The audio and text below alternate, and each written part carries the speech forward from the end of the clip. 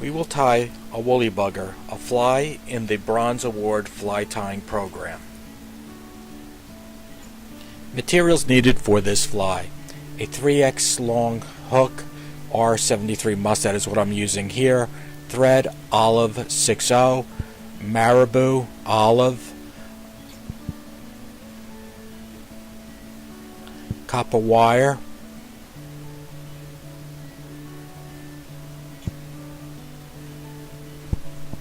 and I'm using grizzly neck hackle from a rooster, and olive chenille. Step 1, we will attach the thread to the hook.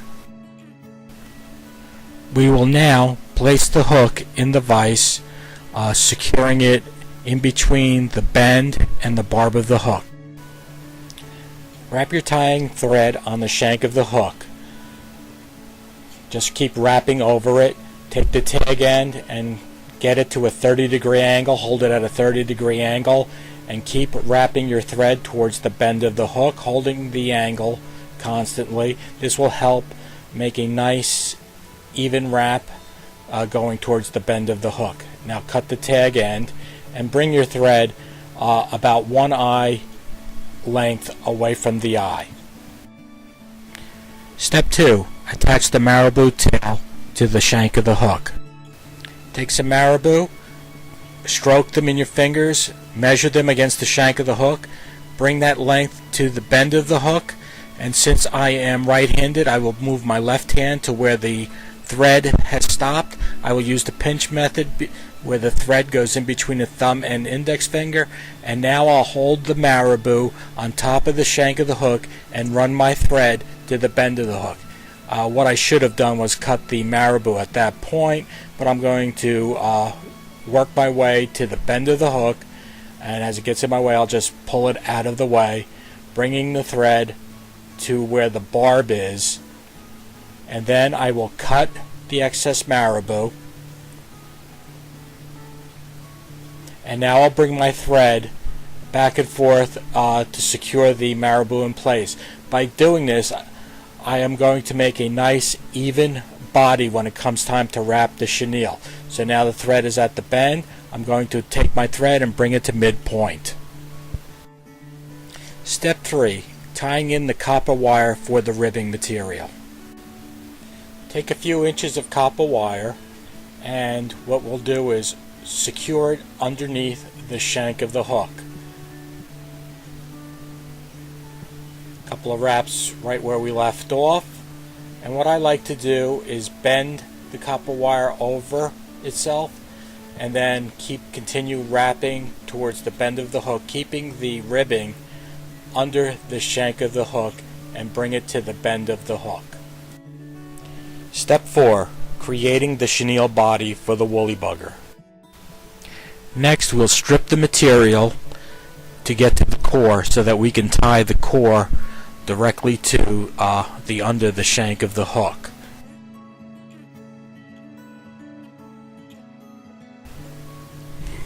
Now we'll take our thread and go towards the eye of the hook, but stop the thread 1 eye length back from the eye.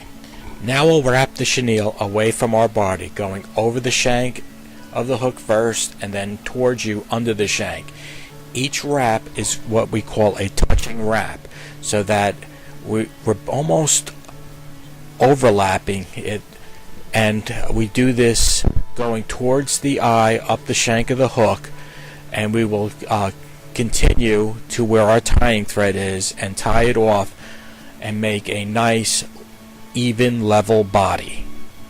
Then we'll take our thread, wrap over the tag end, the excess, about 3 or 4 times to secure it, and then cut the excess chenille. Step 5. We will tie in the grizzly hackle and the copper rib. I will take a grizzly hackle from a rooster neck. You could use a saddle, not a hen. Hen is too webby. When I wrap this around the shank of the hook, the barbs should not extend too far past the point of the hook.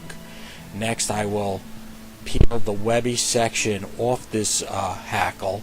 The webby section, as you can see here, that's the prime section where it's nice and stiff.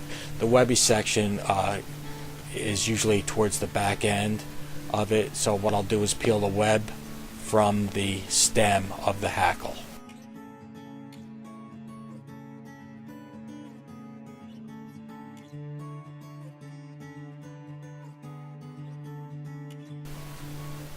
Now I will take the rooster hackle, I will tie the stem underneath the shank of the hook, wrapping it right where we left the chenille off, about 2 or 3, maybe 4 good turns, really secure that in.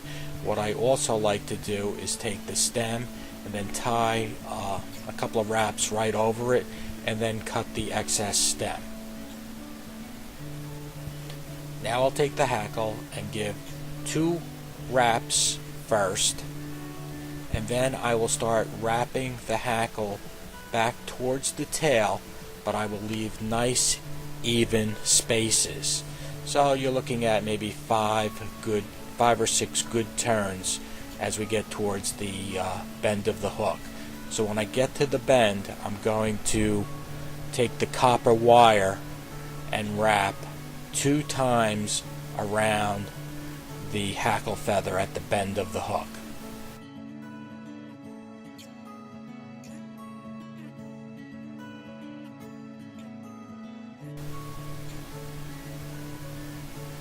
Now I'll take the copper wire, and what I'll do is wiggle it in between the hackle and wrap along the body, ribbing the body going towards the eye of the hook. Make sure you keep wiggling the wire as you go towards the eye, not to trap any of the hackle fibers. That should be about good 5 wraps. So now what we want to do is cross over the copper wire, give a good 4 or 5 turns. Then we'll take the copper wire, and what we do is helicopter it, wiggle it back and forth until the copper wire breaks, because you do not want to use your scissors on something like that. Then go back and cut the grizzly hackle tip to finish the fly off. Next we will build a head of the fly, and then we will take a half-hitch tool, wrap around the half-hitch tool about 2 times to create a half-hitch knot, or we will take a whip finish tool and whip finish the knot and then trim the thread and get ready for the head cement. Now we'll just stick our bodkin in the head cement, take a drop, and drop it right on the fly's head.